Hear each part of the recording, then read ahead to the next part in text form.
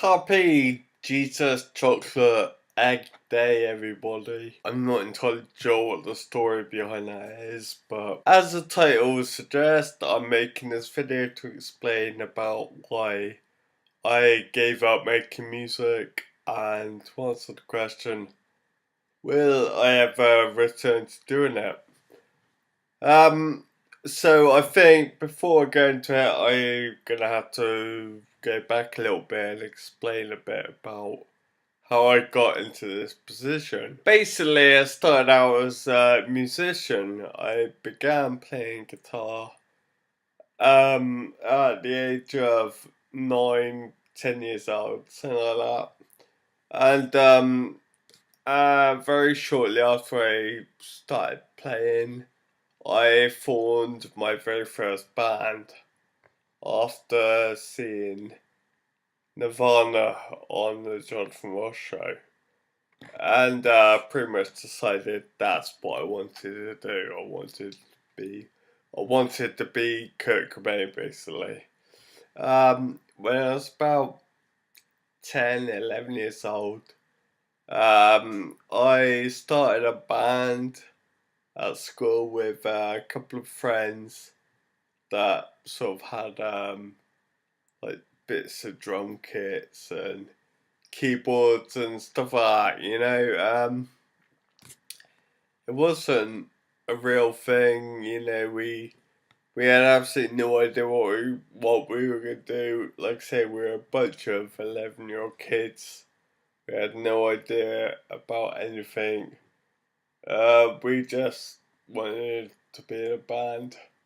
Um, but the guy who was gonna be the singer of the band, he introduced me to a slightly younger child, a, a younger kid than me called Danny. Uh, Danny also played guitar as well, and the initial idea was for him to join the band as well. So we had two guitar players. But as soon as I met Danny, me and him very, very quickly bonded together.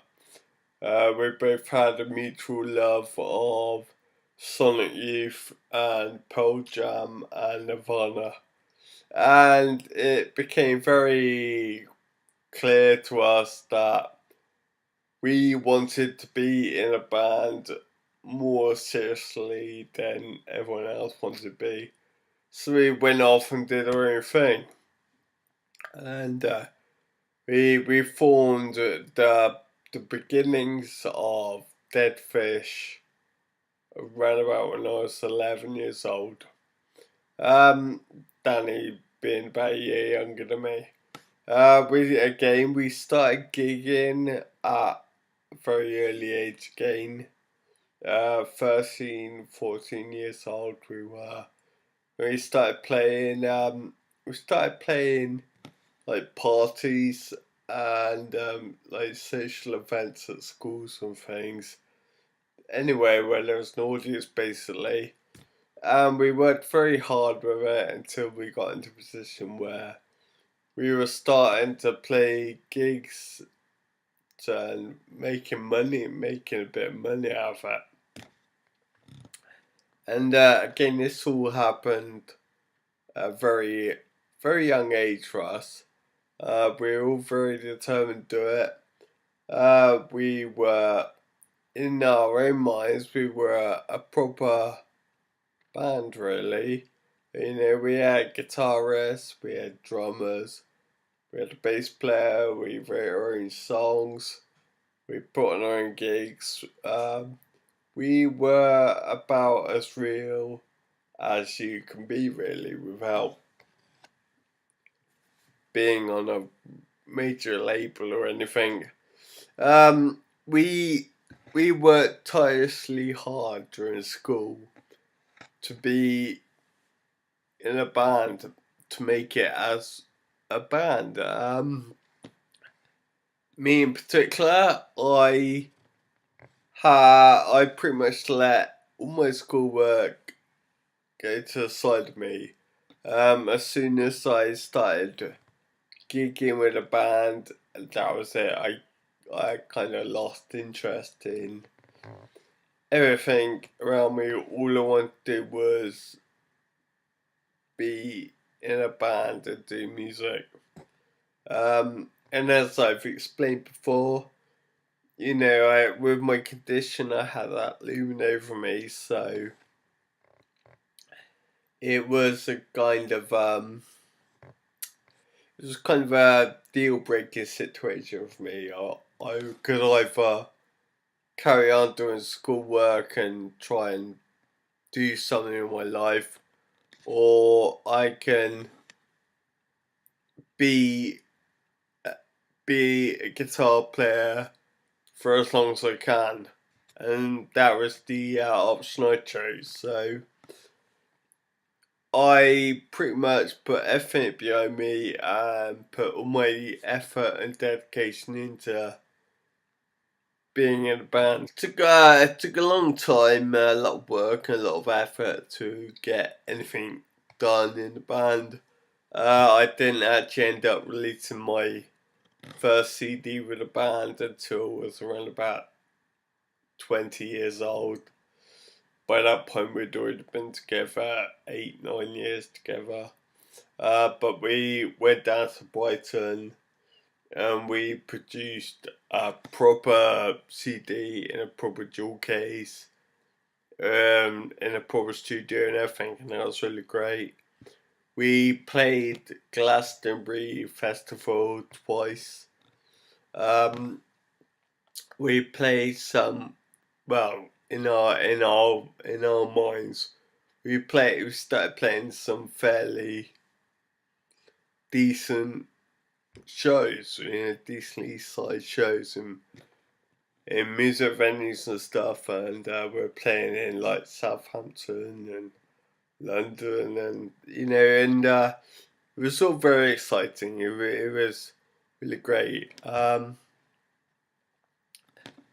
I still tried to be a little bit involved in the local music scene around this area at the moment.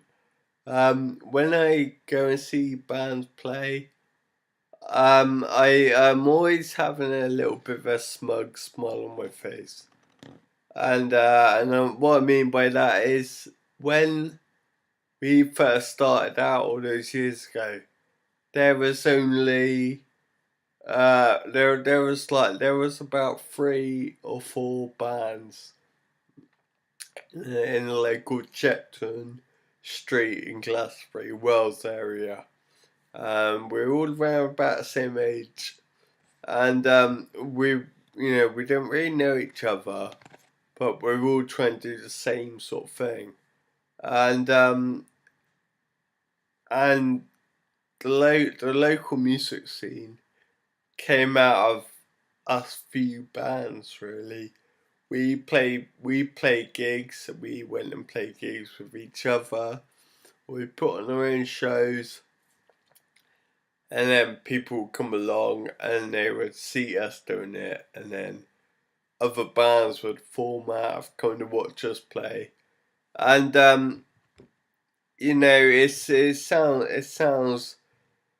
it sounds like I'm being a bit smug by saying, oh yeah, I helped start I helped kick off the local music scene to a degree. And I do kind of believe in some sort of ways or another. I don't think we all necessarily started it, but we were definitely there at the beginning of it, and we were having it, us bands and the other couple of bands, we were all the guys who had to start it. We were the forerunners. We were the ones who had to go and play all these crappy gigs to like 4 people in somebody's back garden, just enough to start other bands forming and taking roles from us, if that makes sense.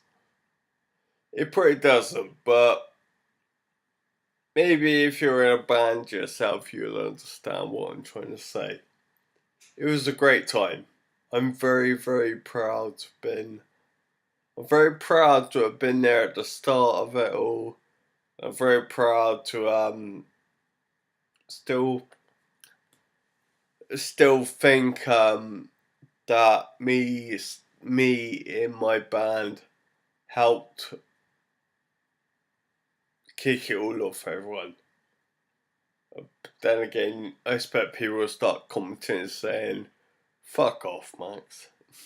So the band kept going until I was in my mid-20s, 24, 25. Then we split up and we went our separate ways. I tried in vain to I put together a few different bands.